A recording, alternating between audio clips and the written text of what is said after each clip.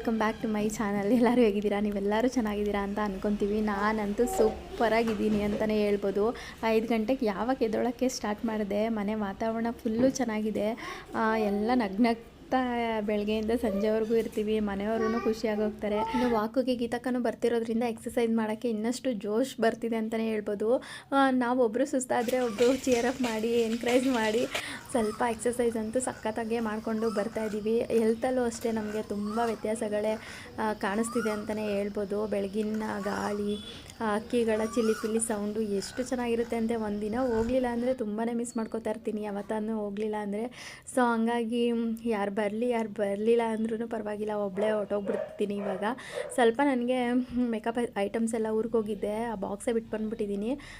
ಆವಾಗ ಯಾವುದೂ ಇಲ್ಲ, ನನಗೇನು ಯೂಸ್ ಮಾಡಿಲ್ಲ ಅಂದರೂ ಪರವಾಗಿಲ್ಲ, ಆದರೆ ಎಲ್ಲ ಐಟಮ್ಸು ನನ್ನ ಹತ್ರ ಇರಬೇಕು. ಆಮೇಲೆ ನೈನ್ ಪಾಲಿಶ್ ಎಲ್ಲ ಖಾಲಿ ಆಗಿತ್ತು, ಅದೆಲ್ಲ ತೊಗೊಬರೋಣ ಅಂತ ಅಂದ್ಬಿಟ್ಟು ಮನೆ ಹತ್ರ ಇರೋ ಶಾಪ್ಗೆ ಹೋಗಿದ್ವಿ. ನಾನು, ಗೀತಕ್ಕ, ದೀಪು ಮತ್ತು ಹೇಮಾ, ಗೀತಕ್ಕನ ನಾದಿನಿ ಮಗಳು ಅಥವಾ ನಾದಿನಿ ಮಗಳು ಅವರು ಬಂದಿದ್ದರು. ಎಲ್ಲರೂ ಹೋಗಿ ಎಲ್ಲರಿಗೂ ಏನೇನು ಬೇಕು ತೊಗೊಂಡು ಏನೋ ಗೊತ್ತಿಲ್ಲ, ನಮಗೆ ಒಟ್ಟಿಗೆ ಹೋಗೋದ್ರಿಂದ ಒಂಥರ ಖುಷಿ. ಆಮೇಲೆ ನಮ್ಮ ದೀಪು ಅವ್ರ ಅಮ್ಮ ಅಂದರೆ ದೀಪುಗೆ ಅತ್ತೆ, ಗೀತಕ್ಕಂಗೆ ಅಮ್ಮ ಅಲ್ವಾ, ಅವರು ಪಾಪ ಬೆಳಗ್ಗೆಯಿಂದ ಸಾಯಂಕಾಲವರೆಗೂ ಪಾಪನ ಬಿಟ್ಟೊಟ್ಟೋಗ್ಬಿಟ್ಟಿದ್ವಿ. ಪಾಪ ಹೆಂಗೆ ನೋಡ್ಕೊಂಡ್ರು ಏನೋ ಗೊತ್ತಿಲ್ಲ, ತುಂಬ ಕಷ್ಟ ಆಗಿರುತ್ತೆ ಅವ್ರಿಗೆ ಅಂತಲೇ ಹೇಳ್ಬೋದು. ನಾವು ಎಲ್ಲ ಹೋಗಿ ತೊಗೊಂಡು ಬರೋಷ್ಟರಲ್ಲಿ ಮಳೆ ಬಂದುಬಿಡ್ತು. ಅಲ್ಲಿ ಸ್ನ್ಯಾಕ್ಸ್ ಎಲ್ಲ ತಿನ್ಕೊಂಡು ಬರೋಣ ಅಂತ ಅಂದ್ಬಿಟ್ಟು ಎಲ್ಲರೂ ಸ್ನ್ಯಾಕ್ಸ್ ತಿನ್ಕೊಂಡು ಬಂದ್ವಿ.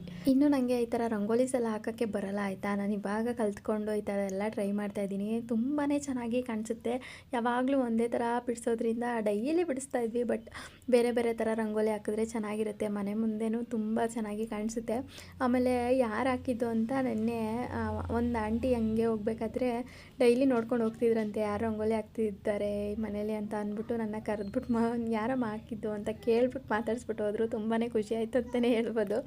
ಕೆಲವೊಂದು ಈ ಥರದ್ದೆಲ್ಲ ನಾವೇನೋ ಮಾಡೋ ಕೆಲಸಕ್ಕೆ ಯಾರಿಗೋ ಒಬ್ರಿಗೆ ಇಷ್ಟ ಆಗ್ತಿದೆ ಅಂತ ಅಂದರೆ ಎಷ್ಟು ಖುಷಿ ಆಗುತ್ತಲ್ವ. ನನಗಂತೂ ಸಿಕ್ಕಾಪಟ್ಟೆ ಖುಷಿ ಆಯಿತು. Aunty thanks you so much aunty ಅಂತ ಹೇಳಿದೆ. ಆಮೇಲೆ ಇನ್ನೊಬ್ಬರು ಅಂಕಲ್ಲು ಮೊನ್ನೆ ನೀನು ಇಲ್ಲಿ ರಂಗೋಲಿ ಹಾಕ್ಕೊಂಡು ಈ ಥರ ಕೆಲಸ ಮಾಡೋದನ್ನ ಬೇರೆ ಕಡೆ ಮಾಡಿದರೆ ಸಂಬಳ ಕೊಟ್ಟಿರೋರು ಅಂತ ಹೇಳ್ಕೊಂಡು ರೇಗಿಸ್ತಾಯಿದ್ರು. ಆ್ಯಕ್ಚುಲಿ ಹೌದು, ನಾವು ಮಾಡೋ ಕೆಲಸಕ್ಕೆಲ್ಲ ಸಂಬಳ ಕೇಳೋಕ್ಕಾಗಲ್ಲ. ಕೆಲವೊಂದನ್ನು ಪ್ರೀತಿಯಿಂದ ಮಾಡ್ತೀವಲ್ವ. ನಮ್ಮ ಮನೆ ಅಂತ ಅಂದಮೇಲೆ ನಮಗೆ ಎಲ್ಲ ಕೆಲಸನೂ ಪ್ರೀತಿಯಿಂದನೇ ಮಾಡಬೇಕು. ಅಡುಗೆ ಮಾಡಿದ್ರೆ ಬೇರೆ ಯಾರೂ ತಿನ್ನಲ್ಲ, ನಮ್ಮ ಮನೆಯವರೇ ಅಲ್ವಾ ತಿನ್ನೋದು. ನಮ್ಮ ಮಕ್ಕಳು, ನಮ್ಮ ಮನೆಯವರು ಅವರೇ ತಿನ್ನೋದ್ರಿಂದ ನಾವು ಅದನ್ನೆಲ್ಲ ಪ್ರೀತಿಯಿಂದನೇ ಮಾಡಬೇಕು ಅನ್ನೋದು ನನಗೆ ಇತ್ತೀಚೆಗೆ ಗೊತ್ತಾಗಿದೆ. ತುಂಬ ಇರಿಟೇಟ್ ಮಾಡ್ಕೋತಿದ್ದೆ ಅವಾಗ. ಅಂದರೆ ಅದೆಲ್ಲ ಸ್ವಲ್ಪ ಅಭ್ಯಾಸ ಆಗಬೇಕು, ಗೊತ್ತಾಗಬೇಕು, ನಮಗೂ ಜೀವನ ಅರ್ಥ ಆಗಬೇಕಲ್ವ. ಅದು ಗೊತ್ತಾಗೋ ತನಕ ತಾಳ್ಮೆಯಿಂದ ಕಾಯಬೇಕು. ನಾನು ಅದೇ ತಾಳ್ಮೆನ ಖಂಡಿತ ಇಟ್ಕೊಂಡೇ ಕಾಯ್ತಾ ಇದ್ದೆ.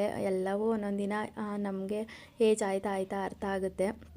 ಸೊ ಅವಾಗ ಆ ಥರ ಅನ್ನಿಸ್ತು ನನಗೆ. ಮುಂಚೆ ಅಡುಗೆ ಮಾಡೋಕ್ಕೆ ಇಷ್ಟ ಆಗ್ತಿರ್ಲಿಲ್ಲ, ಈ ಬಾಗಿಲು ತೊಳೆಯೋಕ್ಕೆ ಇಷ್ಟ ಆಗ್ತಿರ್ಲಿಲ್ಲ, ಇರಿಟೇಟ್ ಆಗೋದು, ನಾನು ಯಾವುದು ಮಾಡ್ತಿರ್ಲಿಲ್ವಲ್ಲ. ಇವಾಗಂತೂ ನನಗಿದೆಲ್ಲ ಅಭ್ಯಾಸ ಆಗಿಬಿಟ್ಟಿದೆ. ಮಾಡಿಲ್ಲ ಅಂದರೆ ನನಗೆ ಇವಾಗ ಬೇಜಾರಾಗೋಕ್ಕೆ ಶುರು ಆಗಿಬಿಟ್ಟಿದೆ. ಆ ಥರ ಬದಲಾಗಿ ಹೋಗಿದ್ದೀನಿ ಅಂತಲೇ ಹೇಳ್ಬೋದು. ಹಾಗೆ ಲೈಫು. ಇನ್ನು ನಮ್ಮ ಮನೆಯವ್ರದ್ದು ಬರ್ತಡೇ ಇವತ್ತು ಇದ್ದಿದ್ದರಿಂದ ನಾನು ಇದನ್ನು ನಿನ್ನೆನೇ ರೆಡಿ ಮಾಡ್ಕೊಂಡಿದ್ದೆ. ಒಬ್ಬಟ್ಟಿಗೆ ಅವ್ರಿಗೆ ಏನಾದರೂ ಮಾಡಿಕೊಡ್ಬೇಕು ಅವ್ರಿಗೆ ಅಂತ. ಯಾಕಂದರೆ ಅವರು ಏನಾದರೂ ಗಿಫ್ಟ್ ಕೊಟ್ಟರು ಇಸ್ಕೊಳ್ಳಲ್ಲ. ಆಮೇಲೆ ಫಸ್ಟೇ ಹೇಳಿದೆ ನಾನು, ಏನಾದರೂ ತೊಗೊಳ್ಳಿ ಬನ್ನಿ ಅಂತ, ನಾನೇ ಕೊಡಿಸ್ತೀನಿ ಅಂದ್ರೂ ಅವ್ರೇನು ಬೇಡ ಅಮ್ಮ, ನೀನೇನು ಕೊಡಿಸ್ಬೇಡ ನನಗೆ ಅಂತ ಅವ್ರೇನೂ ಇಷ್ಟಪಡಲ್ಲ.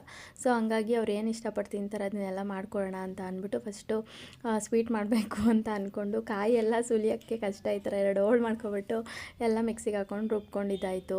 ತುಂಬ ಅಂದರೆ ತುಂಬಾ ಚೆನ್ನಾಗಿತ್ತು ಒಬ್ಬಟ್ಟು.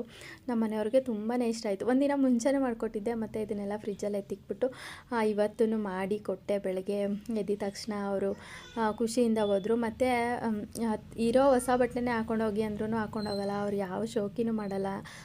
ಇನ್ನು ಹೇಳ್ಬೇಕಂದ್ರೆ ನನಗೆ ಬಟ್ಟೆ ಜಾಸ್ತಿ ಹುಚ್ಚು ಅಂತಲೇ ಹೇಳ್ಬೋದು. ಎಷ್ಟು ಬಟ್ಟೆ ತೊಗೋತೀನಿ ಅಂತ ಅಂದರೆ ಲೆಕ್ಕನೇ ಇಲ್ಲದಷ್ಟು ತೊಗೋತೀನಿ. ಮನೇಲಿ ನಂದು ಇಡೋಕ್ಕೆ ಜಾಗ ಇಲ್ಲ, ಅಷ್ಟು ಬಟ್ಟೆಗಳಿದೆ. ಬಟ್ ಅವ್ರಿಗೆ ತೊಗೊಳ್ಳಿ ಅಂದರೂ ತೊಗೊಳ್ಳಲ್ಲ. ಅಟ್ಲೀಸ್ಟ್ ಇರೋದ್ರಲ್ಲೇ ಹಾಕ್ಕೊಂಡೋಗಿ ಅಂತಂದರೆ ಬೇಡ ಅಮ್ಮ ನನಗೆ ಅಂತ ಅಂದ್ಬಿಟ್ಟು ಹೊರಟೆ ಹೋದರು. ಅದೊಂದು ಸ್ವಲ್ಪ ಬೇಜಾರಾಯಿತು. ಒಬ್ಬಟ್ಟು ಕಣ್ಕ ನೋಡಿ ಎಷ್ಟು ಚೆನ್ನಾಗಿ ಬಂದಿದೆ. ಈ ಥರ ಎಣ್ಣೆ ಹಾಕ್ಬಿಟ್ಟು ಒಂದು 1/2 ಅವರು ಅಥವಾ 1 ಅವರ್ ಬಿಟ್ಬಿಟ್ರಂತೂ ಸಖತ್ತಾಗಿ ತಟ್ಬೋದು ಒಬ್ಬಟ್ಟನ್ನ. ನಾನು ಇದನ್ನು ಫ್ರಿಜ್ಜಲ್ಲಿ ಇಟ್ಟು ನೆಕ್ಸ್ಟ್ ಡೇ ಮಾಡಿದ್ನಲ್ವ, ಇವತ್ತಂತೂ ಇನ್ನೂ ಚೆನ್ನಾಗಿ ಬರ್ತಾಯಿತ್ತು ಅಂತಲೇ ಹೇಳ್ಬೋದು. ಅಷ್ಟು ಚೆನ್ನಾಗಿತ್ತು.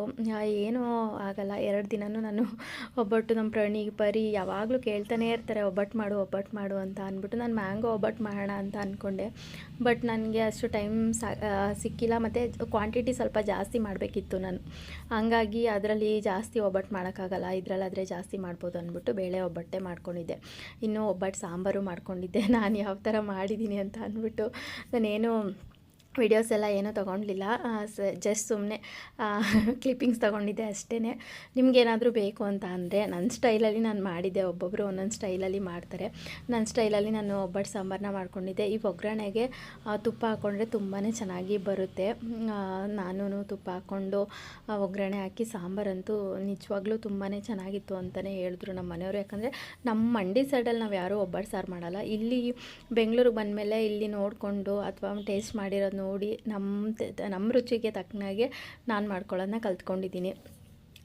ಟೇಸ್ಟ್ ಅಂತೂ ತುಂಬ ಚೆನ್ನಾಗಿತ್ತು. ಇನ್ನು ಆಸ್ ಯೂಶ್ವಲ್ ತುಪ್ಪ, ಸಾಸಿವೆ, ಬೆಳ್ಳುಳ್ಳಿ, ಈರುಳ್ಳಿ, ಕರ್ಬೇವಿನ ಸೊಪ್ಪು, ಮತ್ತು ನಾನು ಮಸಾಲೆಗೆ ಏನೇನು ಹಾಕ್ಕೊಂಡಿದ್ದೆ ಅಂತ ಅಂದರೆ ಮೆಣಸು, ಜೀರಿಗೆ, ಸ್ವಲ್ಪ ಬೆಳ್ಳುಳ್ಳಿ, ಈರುಳ್ಳಿ, ಸ್ವಲ್ಪ ತೆಂಗಿನಕಾಯಿ ಎಲ್ಲ ಹಾಕ್ಕೊಂಡು ರುಬ್ಕೊಂಡು, ಮತ್ತು ನಾವು ಬೇಳೆ ನೀರು ಎತ್ಕೊಂಡಿರ್ತೀವಲ್ಲ ಒಬ್ಬಟ್ಟದ್ದು, ಅದನ್ನು ಎಲ್ಲ ಹಾಕ್ಕೊಂಡು ರುಬ್ಕೊಂಡು ಬೇಯಿಸಿದ್ದೆ ಅಷ್ಟೇ. ಒಂದು 10 ನಿಮಿಷ 15 ನಿಮಿಷ ಬೇಯಿಸಿದ್ರೆ ಸ್ವಲ್ಪ ಕೊತ್ತಂಬರಿ ಸೊಪ್ಪು ಹಾಕಿ ಉದುರಿಸಿದ್ರೆ ಒಬ್ಬಟ್ಟು ಸಾರು ರೆಡಿ ಆಗುತ್ತೆ. ಮತ್ತು ಒಗ್ಗರಣೆಗೆ ನಾವು ಬ್ಯಾಡಗೆ ಮೆಣಸಿನ್ಕಾಯಿ ಆಗಲಿ ಗುಂಡುಗೊಂದು ಬರುತ್ತೆ ಸಾಂಬಾರಿಗೆ, ಬೇಳೆ ಸಾಂಬಾರಿಗೆನೆ ಅಂತ ನಾನು ಇನ್ನೊಂದು ವಿಡಿಯೋದಲ್ಲಿ ಹಾಕಿದ್ದೆ. ಆ ಮೆಣಸಿನ್ಕಾಯಿ ಹಾಕಿದ್ರೂ ಟೇಸ್ಟು ತುಂಬಾ ಚೆನ್ನಾಗಿರುತ್ತೆ ಅಂತಲೇ ಹೇಳ್ಬೋದು. 2 ಅಡುಗೆ ಮಾಡಿಬಿಟ್ಟು ಇನ್ನೂ ಮಟನು ತೊಗೊಂಬಂದಿದ್ರು. ನಾನಿವತ್ತು ಸೊಪ್ಪೆಲ್ಲ ತೊಗೊಂಡಿದ್ದೆ ಆಯಿತಾ. ನಮ್ಮ ಮನೆಯವರೇ ತಂದಿದ್ರು, ನಾನು ತೊಗೊಂಡಿಲ್ಲ. ತಂದಿದ್ರು ಮಸೊಪ್ಪೆಲ್ಲ ಮಾಡೋಣ ಅಂತ ಅಂದ್ಬಿಟ್ಟು ಎಲ್ಲ ಸಾಂಬಾರೆಲ್ಲ ರೆಡಿಯಾಗೋಗಿತ್ತು ಮಸೊಪ್ಪು ಮಾಡೋಕ್ಕೆ. ಮಟನು ತೊಗೊಂಬಂದರು. ಸರಿ ಅಂತ ಅಂದ್ಬಿಟ್ಟು ಆ ಸಾಂಬಾರನ್ನು ಎತ್ತಿಕ್ಬಿಟ್ಟು ಮಸೊಪ್ಪು ಸಾರಲ್ಲಿ ಮಧ್ಯಾಹ್ನ ತಿನ್ಕೊರೋಣ ಅಂತ ಅಂದ್ಬಿಟ್ಟು ಈಗ ಮಟನ್ ಸಾಂಬಾರಿಗೂ ರೆಡಿ ಮಾಡಿಕೊಂಡೆ. ಈ ಸಾಂಬಾರು ಇದೆ, ಆ ಸಾಂಬಾರು, ಎಲ್ಲ ಸಾಂಬಾರು. ನಮ್ಮ ಮನೆಯವರು ಸಡನ್ನಾಗಿ ಮಟನ್ ತೊಗೊಬಂದಿದ್ದಾರೆ. ಹೇಳಿದರೆ ನಾನು ಮಸೊಪ್ಪು ಸಾರು ಮಾಡ್ತಿರ್ಲಿಲ್ಲ ಮಧ್ಯಾಹ್ನಕ್ಕೆ. ಮಸೊಪ್ಪು ಸಾರು ಮಾಡಿಬಿಟ್ಟೆ, ಮಟನ್ ಸಾರು ಮಾಡಿ ಆಯಿತು. ನಾನು ಅದು ಯಾವುದೋ ಕ್ಲಿಪ್ಪಿಂಗ್ಸ್ ತೊಗೊಂಡಿಲ್ಲ, ಯಾಕಂದರೆ ತುಂಬಾ ಕೆಲಸ ಇತ್ತು. ಸೊ ಹಂಗಾಗಿ ಇದೇ ಅಪ್ಲೋಡ್ ಮಾಡೋಣ ಅಂತ ಅಂದ್ಬಿಟ್ಟು ಇದನ್ನೇ ಎಡಿಟ್ ಮಾಡಿ ವಾಯ್ಸ್ ಓವರ್ ಕೊಡ್ತಾಯಿದ್ದೀನಿ. ನಮ್ಮ ಮನೆಯವ್ರ ಬರ್ತಡೇ ಅಂದರೆ ನನಗೆ ತುಂಬಾ ಖುಷಿ ಆಗುತ್ತೆ. ನನ್ನ ಜೀವನದಲ್ಲಿ ನನಗೆ ನಮ್ಮಮ್ಮ ಕಳ್ಕೊಂಡಾಗ, ನಮ್ಮ ಅಣ್ಣನ ಕಳ್ಕೊಂಡಾಗ ನನ್ನ ಜೊತೆಲೇ ನನಗೆ ಸಪೋರ್ಟಿವ್ ಆಗಿ ನಿಂತಿದ್ದಾರೆ.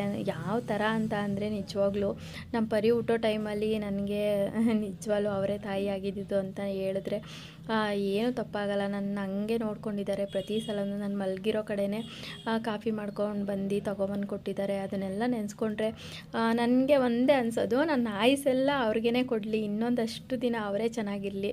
ಅವರಿದ್ದರೆ ನನ್ನ ಮಕ್ಕಳಿಗೆ ನನಗಿನ್ನ ಚೆನ್ನಾಗಿ ಅವರೇ ನೋಡ್ಕೋತಾರೆ ಅಂತ ಪ್ರತಿ ಸಲನೂ ನಾನು ದೇವ್ರ ಹತ್ರ ಹೋದಾಗ ಬೇಡ್ಕೊಳ್ಳೋದು ಅದೊಂದೇ. ನನ್ನ ಆಯುಸ್ ಏನಾದರೂ ಜಾಸ್ತಿ ಏನಾದರೂ ಇದ್ದರೆ ನಮ್ಮ ಮನೆಯವ್ರಿಗೇ ಕೊಡಲಿ ಅದನ್ನು ಅಂತ. ಇವತ್ತು ಅವ್ರ ಬರ್ತಡೇ ಆಗಿರೋದ್ರಿಂದ ಹೇಳ್ತಾ ಇದ್ದೀನಿ ಅಷ್ಟೇ. ಅವರು ನಾನು ಇರೋವರೆಗೂ ಚೆನ್ನಾಗಿರಬೇಕು, 100 ವರ್ಷ ಆಯಸ್ಸು ಆರೋಗ್ಯ ಕೊಟ್ಟು ಅವ್ರಿಗೆ ದೇವರು ಕಾಪಾಡಲಿ. ಇನ್ನೂ ಒಬ್ಬಟ್ಟು ಈ ಥರ ಬಂದಿತ್ತು. ಎಲ್ಲರ ಆಶೀರ್ವಾದನೂ ನಮ್ಮ ಮನೆಯವ್ರ ಮೇಲೆ ಇರಲಿ ಅಷ್ಟೇ. Thank you for watching.